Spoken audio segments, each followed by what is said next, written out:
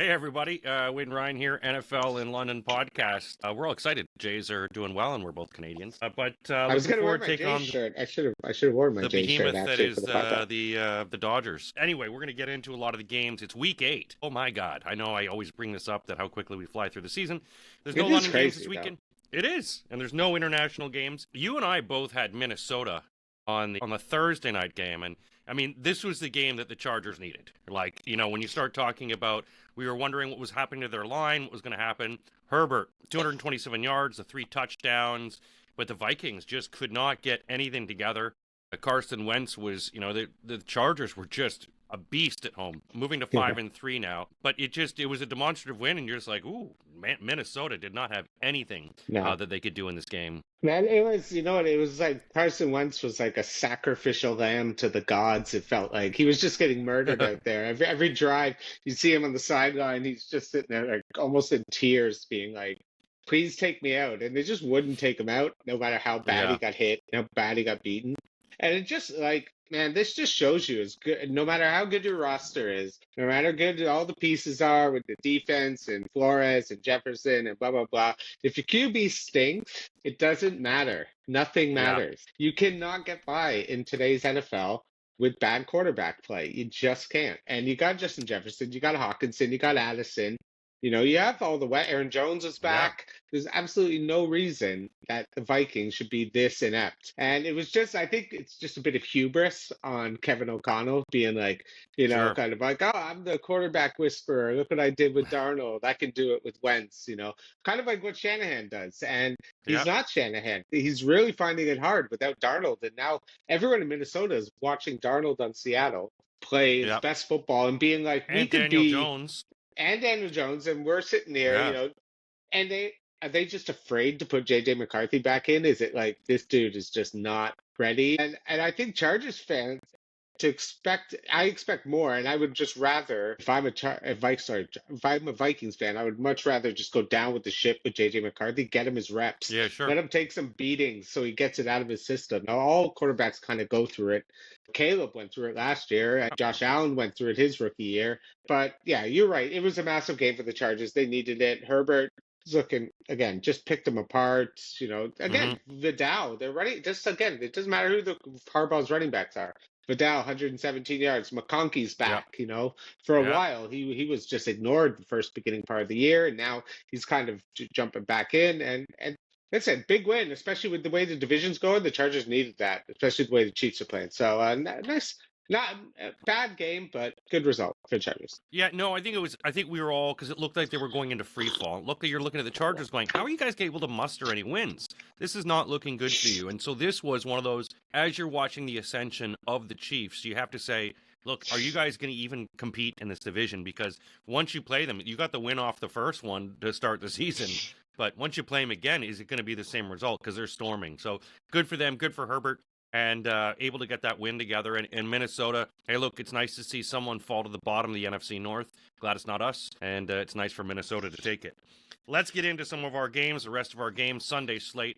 It is going to be an hour earlier, as we know in the UK. The time of the clocks change to Saturday night, which means it's only a 4-hour difference, so make sure you do that when you're waking up. Big UFC on the Saturday as well, boxing. It's a big sports day, and the Blue Jays playing on Saturday, so lots of excitement. Right. Let's get into our Sunday games. We start with a barn burner.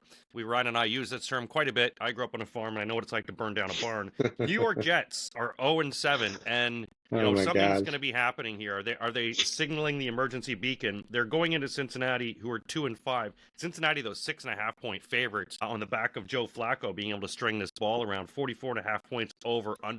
Weather should be a bit nasty, but Cincinnati at home, the Jets, can they get their first win of the season, or is Joe Flacco going to motivate these guys to get another win? I mean, no, there's absolutely no chance the Jets can win. First of all, they're on the road. They don't even know who their quarterback's going to be. They don't have Garrett Wilson. They don't have Sauce Gardner. They're literally, their coach is imploding in front of our eyes every single week. And it's just getting worse. And like Flacco's just going to just sling it. Like, I think, again, Jamar Chase is going to have a big game. T. Higgins going to have a big game. He's just comfortable. And I think, again, this is a revenge game. He played for the Jets. You know, he gave him a couple. Yeah. I think Flacco he looks like a guy who has that spite in his heart. Like he just Yeah, kind of feel when you look at Flacco, I bet you he's kind of a dick. an And angry man. in the best way. Like he's kind of Sure. old and weathered and beaten down. He's been passed Yeah, around. So every week a revenge tour for Flacco. So I'm kind of I think listen, I'm a Jamar Chase holder in fantasy and I need him. So I think yeah, again, this is just another big game for the Bengals. They're going to start giving this team a bit of hope, and if they can just kind of stay in this in the next little yeah, while for when Joe Burrow comes back, I just don't think the Jets have any way to be competitive, even if you're against the Bengals D, which has actually been playing better the last yeah. little while. I just don't know how the Jets score any points, to be perfectly honest with you. Like, I would go 27-10. I just think the Jets are not even a competitive football team at this point. And it's looking like Aaron Glenn's going to be one and done for this team because it's going as bad as it could ever imagine.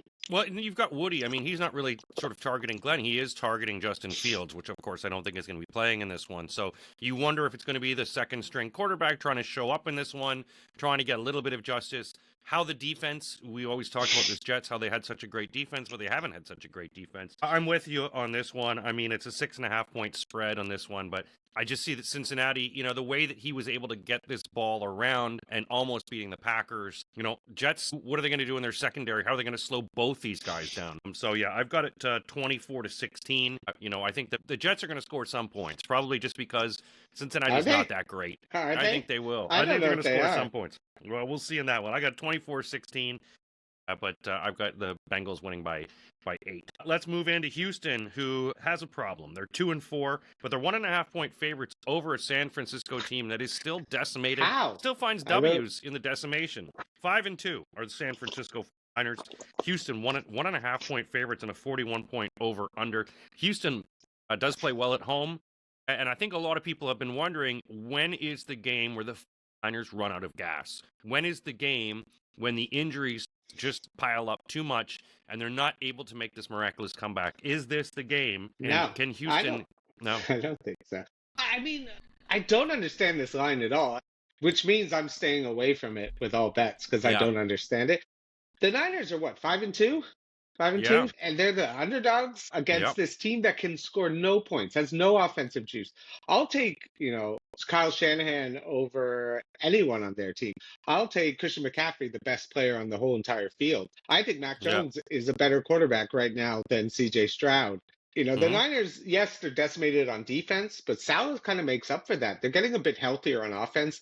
Pearsall's going to be back. Kittle's now got his second game in. I just don't see how anyone in their right mind thinks the Texans are a good enough team to beat anybody. Every week they just show that this is just not a competent offense. Again, you have Nico Collins, that's great. And I mean, Marks and Chubb, Schultz, we're still talking about Dalton Schultz all these years later as your Hmm. secondary weapon. It doesn't work for me. I'm going with the better coach, the better quarterback, the better player. Salah, that defense is going to get him playing. I go Niners win this. I'm at like 24-17. I don't think it's going to be. I think they win by a touchdown. I am I going to mean, drink the which means Houston I'll probably juice. be wrong, which is probably why I'll Yeah, be wrong. I'm going with Houston in this one only because I think they're in desperation. This is a game at home. You don't want to lose. They're getting healthier again. The secondary still has some issues, but I think that front is going to put some pressure on it, maybe slow down McCaffrey. I don't know about Pearsall. They're saying that he might not be in. No, but I mean, the So team is starting to get healthier with Kittle coming they back. are Pearsall starting to will get be back. healthier. But But yeah, Mac Jones will be taking under the helm this week. I don't know. I think there's got to be a game where they hit the wall, and I think this is it because I just feel that Houston is desperate. You've got 2 wins, 4 losses. You're at home where they've notoriously played well. The weather will be nice. Dome. But I really like them here. So I've got Houston to win this 23-20, just barely. We head into Baltimore, where Lamar is supposed to be back, which is why the spread is 6.5 points over the Chicago Bears. Baltimore is 1-5, Chicago 4-2, 6.5 points. 50.5 is the over-under. The Bears have been one of the highest scoring teams. Not as high as the Cowboys, but, always getting 21 points a game. Is Lamar going to be coming out shooting? I mean, the Bears, what worries me, we still have some secondary issues, some injuries, but, the Ravens are starting to get some of their pieces back. Are the Bears going to fall victim to this, or do you think the Bears, is Lamar not going to be ready? I think the Bears are playing the Ravens at the worst possible time any team could play any team in all of football. I think this is one of the Yeah. worst situations if you're a Bears fan. The Ravens have to win this. This is not even like a joke. Lamar is going to go scorched earth, I think, in this game. Hmm. I don't, again, I think your defense could be scored on. And I think Lamar knows he's heard all the talk. They're out of it. They're not going to be, they lose this, it's definitely over. Like, you will not be able to come back from this.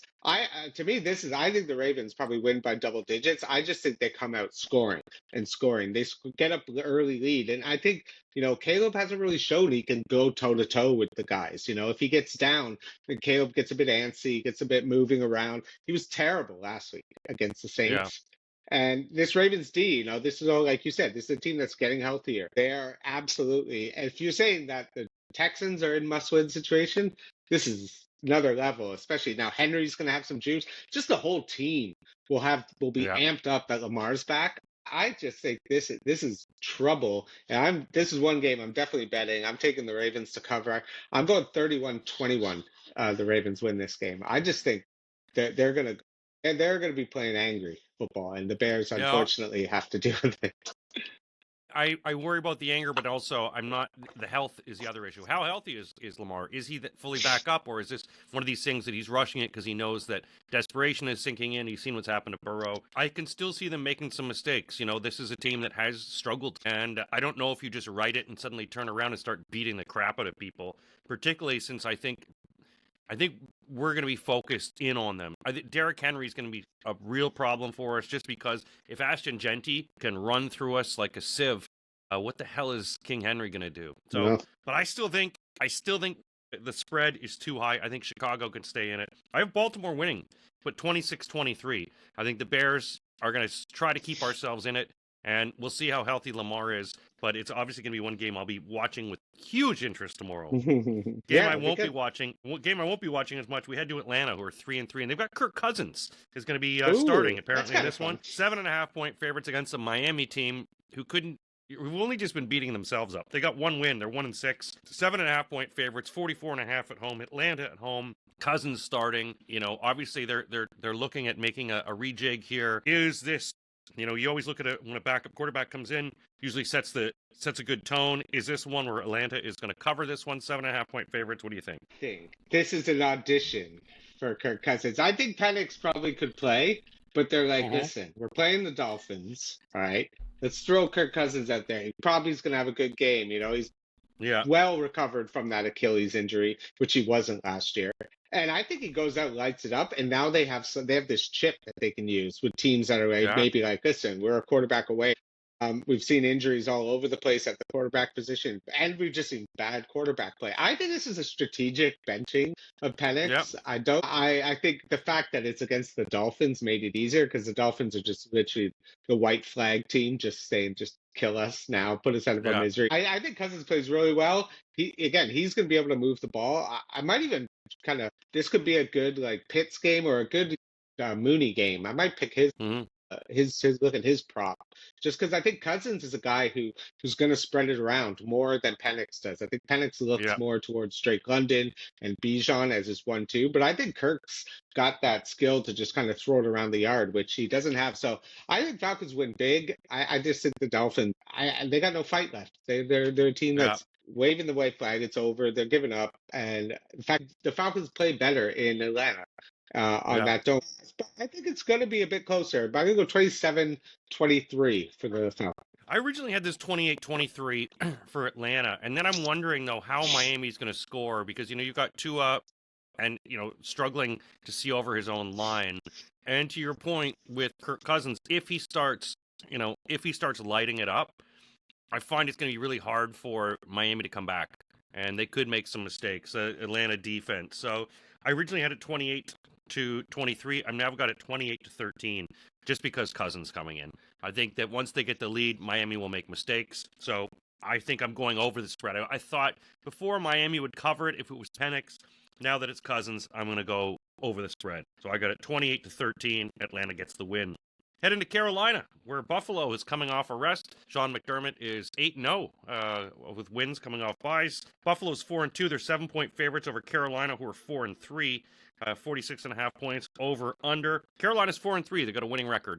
And they're feeling it. Even if Bryce Young isn't, I think the Ginger Ninja will probably be starting. So, how do you feel about Buffalo's chances with a week off going into Carolina? I feel worse that Dalton's playing, to be honest with you. I think Dalton actually gives him a better advantage. Again, that kind of Dalton when he Dalton seems to play really well his first game he plays Uh, when he gets brought back in. Like he always plays really well and you're like, oh maybe Dalton's having a resurgence. And then it just goes in the Game shitter three, and he's so throwing yeah, crap. game three, it's over. So I'm a little bit worried about it. I think the fact that Buffalo has had two straight losses, Sean McDermott's 8-0 coming off of the bye in his career. They are. This is a like the Panthers are playing the Bills at the worst time. I think the fact that they've lost to Bills need this. They're going to be angry. Josh Allen needs to be able to. They need to get back to getting this running game going, getting James Cook more involved in the offense. They're getting a couple pieces back on the defense from suspension. They're getting a little bit healthier on the defensive side. To me, this is just a statement game. Buffalo has to come out and just kind of take care of business because they're kind of Yeah. now being seen as frauds in the AFC, and is rightfully so the way they played the last 2 weeks. So I think they come out here and they kind of take care of business. They get up early and kind of take away the running game and make Dalton beat you. Unfortunately, he might be able to. So this could be a bit weird of a shootout. I'm gonna go Bills 30-20. Yeah, I've got it 30-24. I think Carolina, as you say, to your point, with Andy Dalton, I think he does play competitively. He's gonna spread the ball around quite a bit. I mean, he used to have a great connection with Adam Thielen. Obviously, he's gone now, but he's going to be able to get this ball to Leggett, to a bunch of other guys around on the field. So, and again, Buffalo, we'll see how healthy your secondary is, because if there's holes there, they're going to find those holes, and they're playing a bit more motivated. 30-24, I've got it. Buffalo wins, but Carolina covers. Heading into the NFC North, where the New York Giants laid on a beating Philadelphia the last time they played each other. And New York has been fighting resurgence, although that horrific That's right. comeback by Denver last week has to have them shaking their heads. The Giants are 2-5. Philadelphia is 5-2. Philadelphia is 7.5-point favorites and a 44-point over/under in this one. Philly at home. I mean, the Giants were able to sort of keep the clamps on Saquon last week, and Jackson Dart has been playing with enthusiasm, rallying everyone with their CTE style, running their heads into everything. Philadelphia at home, are they going to avenge the loss that they took to the Giants the weeks before? Or is this team still struggling to get their footing? I mean, they kind of have to win, right? I know they're missing AJ Brown. They got to kind of get Saquon going. We've been saying this every single week of the whole season. It's like, when is Saquon going to have that game, that kind of breakout game? He always kind of seems to want to get it against his old team, the Giants. No AJ Brown means I feel like they're going to really lean on the running back. And this is, again, we haven't talked. It will be National Tight End Day. Very exciting. Wow. So I didn't buy anything for anyone. I got to go shopping. No, I know, right? You gotta go shop. But so I could see, a big Dallas Goedert days had a huge. When AJ Brown is out, they've kind of leaned on him. He's been their weapon. So I wouldn't mind a little bet on him. I think Dart just makes this team just really interesting, and it just with Scatterboot and Dart, like the way they kind of just took it to that Denver defense, which is one of the best defenses in the league, and the fact that they lost it has to kind of make you, if you're an Eagles fan, being like, man, if they would have won that game, I think we would smoke them. But now that they lost it, I think this game's going to be close. I think Dart just gives that team a bit of juice. I think Eagles still win, but I'm going 27-24. I think this comes down to the wire. I'm with you. I got it 3 points as well. I got it 26-23. It's just, as to your point, New York is going to feel bad about that loss where it was so close. But, they did beat them by like 17 points the last time they played them. This is, Philadelphia was like, holy crap. These divisional games. The only thing I do sort of worry, they're saying that Brian Burns might be out, which is going to affect New York and their pass rush. They still have a pretty good pass rush, even if he doesn't suit up. But I like New York to keep it close. And your point is going to be Goddard, who I like in the overs in terms of that. But yeah, I've got it 26-23. Philly wins, but New York covers it. Final game in the 1 o'clock slate sees the AFC East leading New England Patriots at home, 5-2, 7-point favorites over a Cleveland team who is 2-5. Cleveland obviously relying on their defense. Dylan Gabriel is going to struggle against one of the top 5 defenses pretty much in the NFL right now. 0.5 though is the over/under. It's going to be wet and windy in New England, in Boston this weekend. Can Cleveland keep this close, or is this going to be a game where New England this is the first time they're going to face a really good defense like they have in the Browns? That is true. That, to me, this is kind of an interesting. I mean, I don't feel good about Dylan Gabriel doing anything, to be perfectly honest with you. He's like every game, it's like 115 yards. Everything looks impossible for him. Can't throw it down the field. He doesn't really have that size or anything. Again, this is another bad game. Maybe we see Shadur in a couple. I don't know what's going to happen with that, but I mean, it can't be worse than what Gabriel's given you. I know that they whooped the Miami Dolphins, but I mean, anybody could right now. The Toronto Argonauts could. I'm going to go. I think the Pats are just a better team. I think, again, Drake May's been playing great. I don't think he has as dominant a game as he's been the last couple of weeks against Titans, and kind of the Saints and kind of easy competition. I think, this defense is going to come at him and trying to throw him some things he hasn't seen. And again, I think the Patriots can slow down Judkins. And I think without Judkins running wild and running loose, if you stop Judkins, you kind of stop the Browns. What are they going to do? Throw to Fannin, throw to Njoku? They don't even throw to Jerry Jeudy anymore or any of their receivers. They might as well not even play.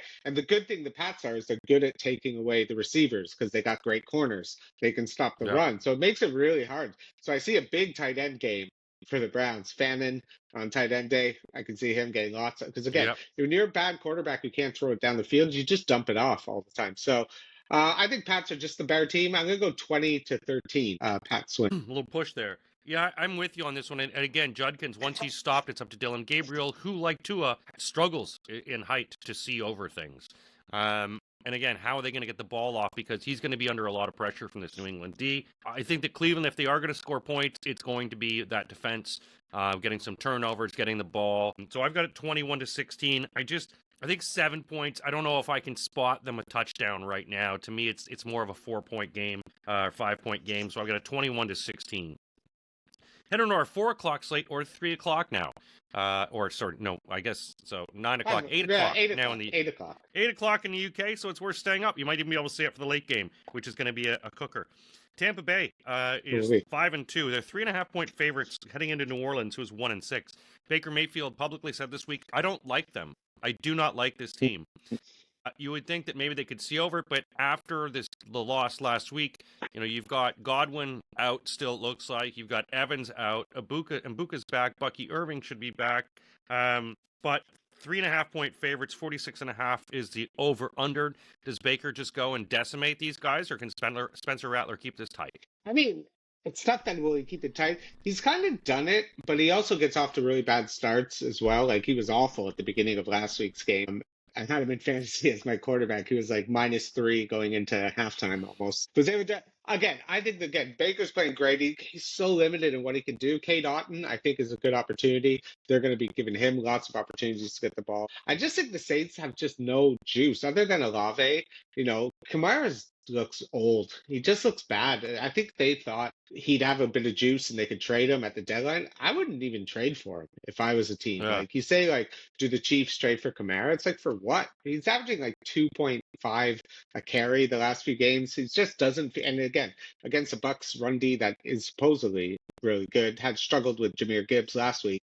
But to me, the Bucks are just a better team, better coach team, more talent, better quarterback. Coming off a bad loss last week. So I think the game is closer than we think, but I'm going to go 27-21 for the Bucks. I'm just, because I was seeing that Vita Vea might be out, which is obviously going to affect the Bucks in their ability to stop the run. So I don't know if he's fully going to be out or what's the situation. I'm going to watch this. I have them just exploding on them on New Orleans, and it's going to be up to Rattler to try to keep it close.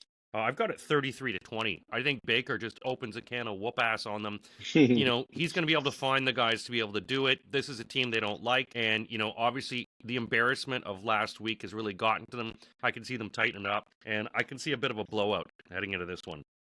We head into our top team in the league, who's the Indianapolis Colts. They're at home. They're 6-1, facing a Tennessee team who is the opposite end of the spectrum. They're 1-6. 14.5 is the over under 48 points. 14.5 is the spread. 48 points is the over under. This Indianapolis team has been scoring 30 points some of these games. They've been putting up the points. Jonathan Taylor is unstoppable, and you can't see Tennessee doing anything to slow him down in this game. Indianapolis at home is 14.5 too much, or do you think that Cam Ward can try to keep this a little closer? I mean, he has been playing better. I kind of like I might bet his kind of passing yardage, because I think the Colts are just going to move it up and down the field and get a big lead, and then Cam Ward's just going to have to pass.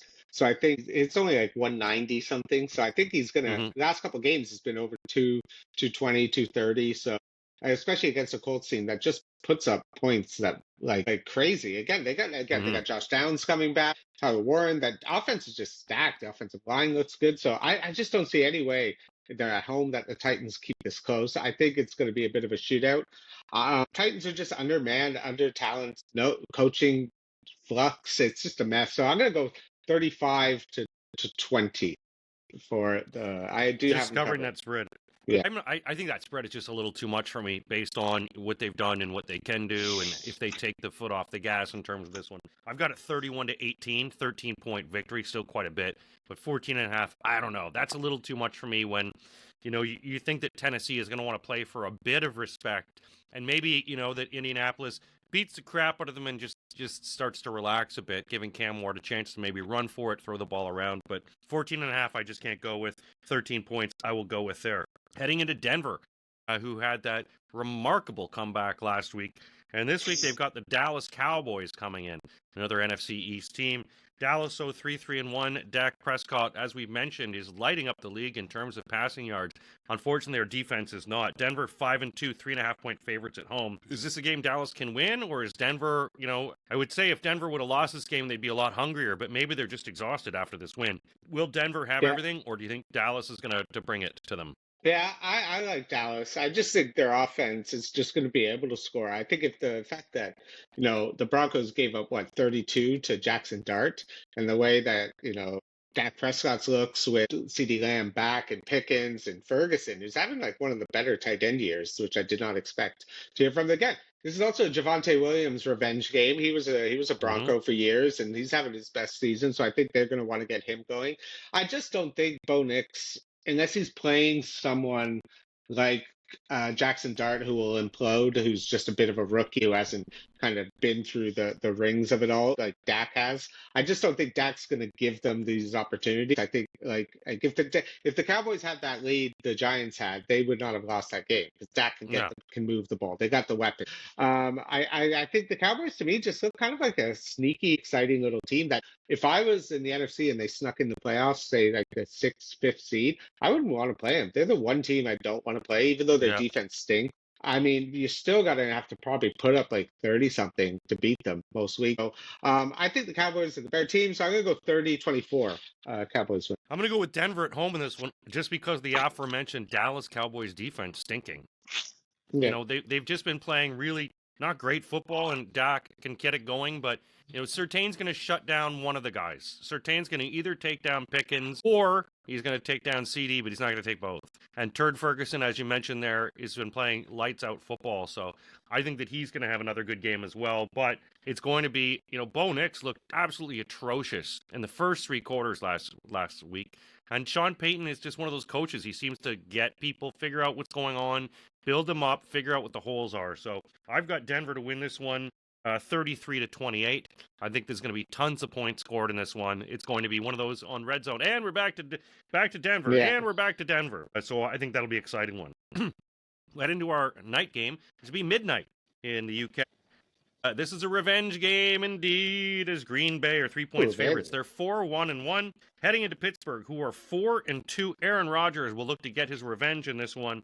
45.5 points is the over-under. Green Bay and Jordan Love are favored. They struggled to put away the Cardinals last week, and that you've got the Pittsburgh is 4-2 now. How angry will Aaron Rodgers be, and how do you like this in terms of Green Bay's chances against facing their former slinger?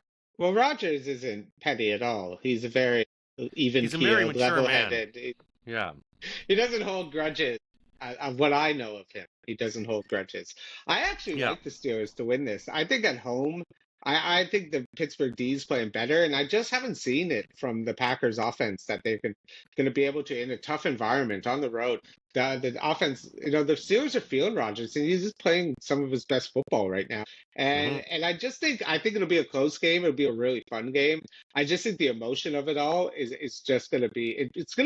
Weirdly, it just means more to Rodgers. I think again, these types of games, like we even saw that game against the Jets week 1, he had to kind of pull one out of his hat, put up 4 touchdowns in week 1 to beat the Jets because he really wanted to beat them. I bet he wants to beat the Packers even more. I'm sure he wishes it was in Lambeau Field so he could do it on the road. But I just think the Steelers D's playing with a bit more. And again, they know they got a kind of a stranglehold on this division, especially with Baltimore getting Lamar back. Just don't want that. Don't give that opening to Lamar. Don't give that opening for it. So Yeah. I think this game is going to be. I'm looking forward to watching this on Monday morning, and I'm going to go 24-21 for the Steelers. A little close one. I've got a 24-20, same thing. Pittsburgh, as you mentioned, the defense is playing a lot more ferocious, and Rodgers is going to motivate these guys.